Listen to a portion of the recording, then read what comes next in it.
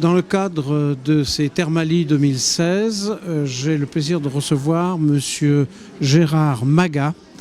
Et comme je ne serai pas très bon en décrivant ce que vous faites, je vais vous laisser faire. Bonjour d'abord. Bonjour monsieur. Oui, alors moi je suis directeur général de la société d'exploitation des thermes qui s'appelle Sept-Bride. On parle de Bride-les-Bains. Bride-les-Bains, on a un établissement thermal sur la commune de Bride, un établissement thermal sur la commune de Salins qui est limitrophe, simplement parce qu'on a des sources sur les deux sites.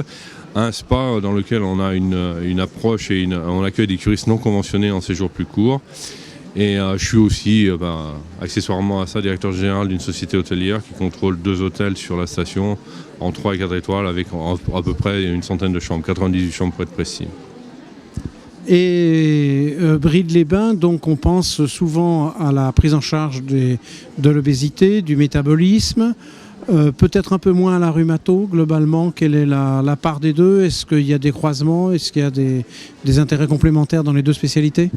Oui, c'est vrai que Bride-les-Bains est plus connu et revendique plus l'appareil digestif et les maladies métaboliques, principalement orientées sur les problèmes de poids, depuis la simple surcharge pondérale jusqu'à l'obésité, et toutes les pathologies qui vont avec, le diabète de type 2, l'hypertension, le cholestérol, enfin tout ce qui malheureusement accompagne la maladie d'obésité, parce que c'est une maladie. Et la rhumato a une deuxième orientation qui est moins forte en simple orientation chez nous, mais qui est un complément naturel de la surcharge pondérale et de l'obésité, simplement des contraintes articulaires liées à la surcharge pondérale et au poids.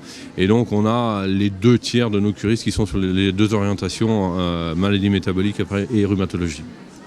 Pour parler déjà du plus connu, on parlera de la rhumatologie après. Pour parler de la surcharge pondérale, est-ce que vous avez des spécificités en termes de personnel, d'environnement, de conseils scientifiques?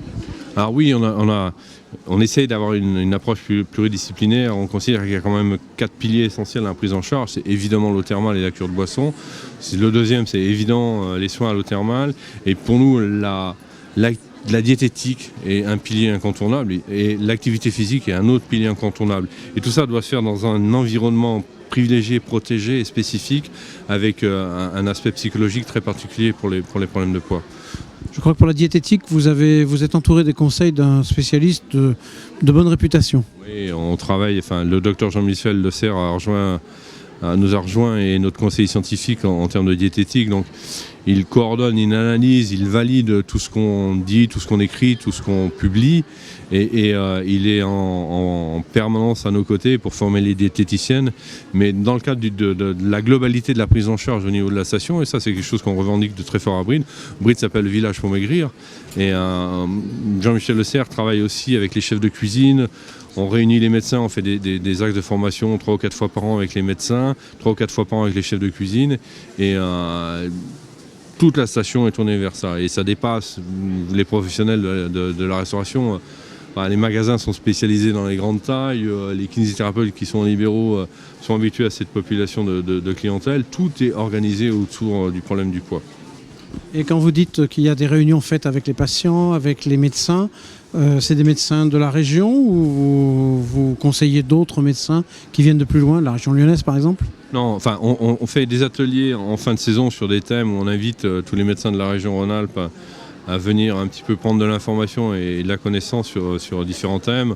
Ça peut être l'interthermalisme dans le diabète, dans le post-cancer, parce qu'on sait que la prévention de la récidive passe aussi par une maîtrise de la diététique et de l'activité physique, et donc on a une certaine légitimité à parler de ces sujets-là. Mais Jean-Michel Le Serre intervient vraiment très régulièrement. Et au niveau de l'activité physique, c'est pareil, on a un conseiller scientifique et un universitaire, qui est un chercheur qui travaille beaucoup sur l'activité physique et le lien avec l'obésité et sur cette patientèle particulière, cette population particulière. Il s'appelle Gauthier Zinquin et il travaille sur l'université d'Opale.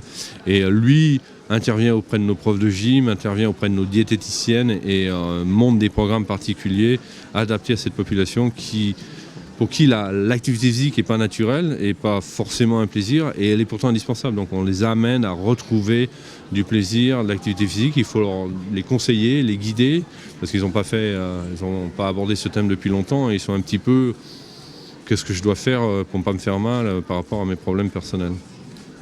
Donc si je vous comprends bien, il y a d'un côté le côté diététique avec des nutritionnistes, des gens qui font ça, et de l'autre côté... assez complète, on a 7 diététiciennes qui travaillent avec nous en saison.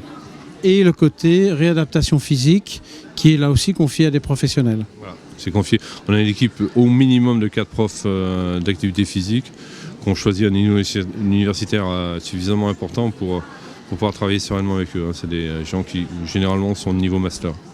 Et finalement, est-ce que la conjonction de tout ça, ça ne se résume pas par un mot, enfin 2 mots, éducation thérapeutique ?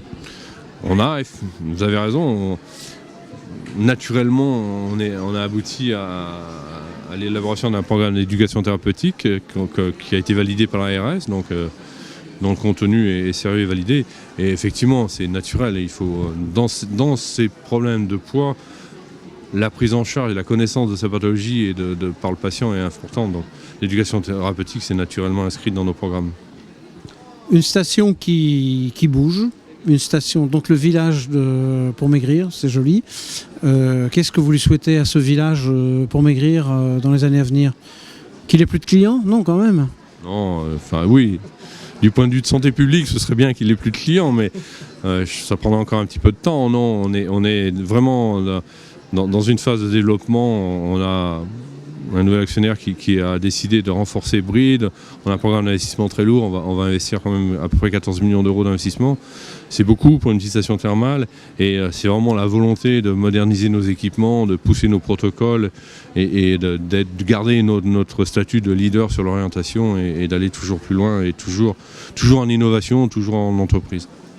Et vous qui voyez passer les skieurs l'hiver vers Tignes, Courchevel, est-ce que l'hiver c'est une saison morte dans votre ville ? Alors non, c'est pas une station morte. Effectivement, le volet thermal conventionné est mis en sommeil, mais le grand spa thermal qui accueille un peu plus de 4000 personnes fonctionne dès Noël, dès l'ouverture du ski.